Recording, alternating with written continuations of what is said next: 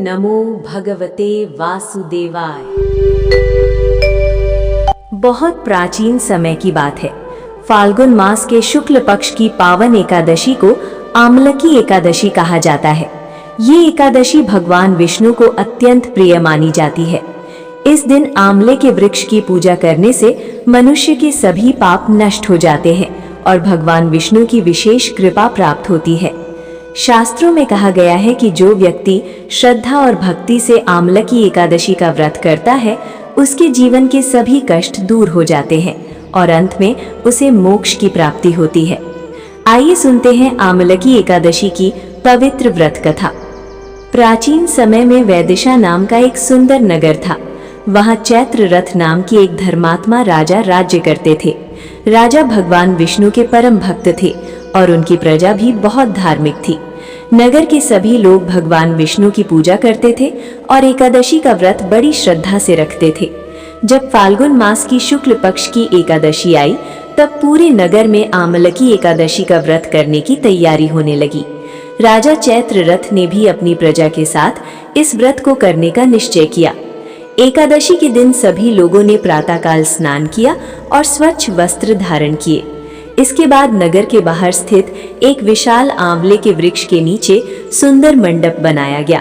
वहां भगवान विष्णु की मूर्ति स्थापित की गई और विधि विधान से पूजा की गई। राजा और प्रजा ने आंवले के वृक्ष की पूजा की, दीप जलाए, धूप अर्पित की और भगवान विष्णु का स्मरण किया। सभी लोगों ने मिलकर भजन कीर्तन किया और आमलकी एकादशी का व्रत रखा।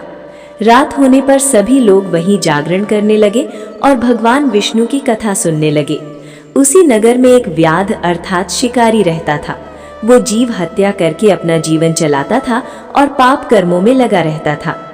एक दिन वो शिकारी जंगल में शिकार करते करते बहुत थक गया और भोजन की तलाश में नगर की ओर चला आया। वहां उसने देखा कि बहुत से लोग आंवले के वृक्ष के नीचे भगवान विष्णु की पूजा कर रहे हैं। वो भी चुपचाप वहीं बैठ गया और लोगों को पूजा करते हुए देखने लगा।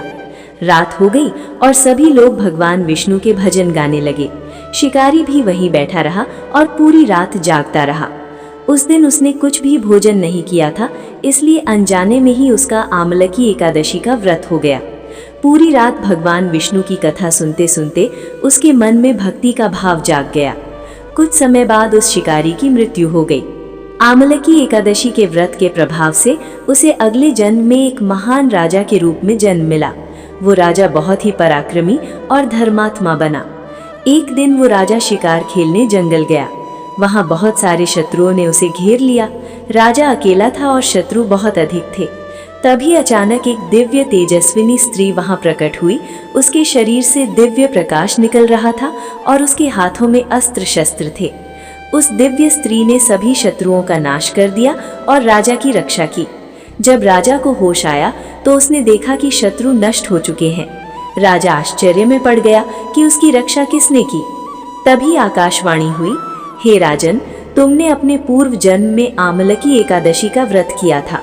उसी पुण्य के प्रभाव से भगवान विष्णु ने तुम्हारी रक्षा की है। ये सुनकर राजा बहुत प्रसन्न हुआ और उसने भगवान विष्णु की भक्ति और अधिक बढ़ा दी। व्रत का महत्व। आमलकी एकादशी के दिन आंवले के वृक्ष में भगवान विष्णु का निवास माना जाता है। जो व्यक्ति इस दिन श्रद्धा से व्रत करता है और आंवले के वृक्ष की पूजा करता है, उसके सभी पाप नष्ट हो जाते हैं। उसे सुख और समृद्धि प्राप्त होती है, भगवान विष्णु की कृपा प्राप्त होती है। अंत में उसे मोक्ष की प्राप्ति होती है। जो व्यक्ति आमलकी एकादशी की कथा सुनता या पढ़ता है, उसे हजारों यज्ञ करने के समान पुण्य प्राप्त होता है।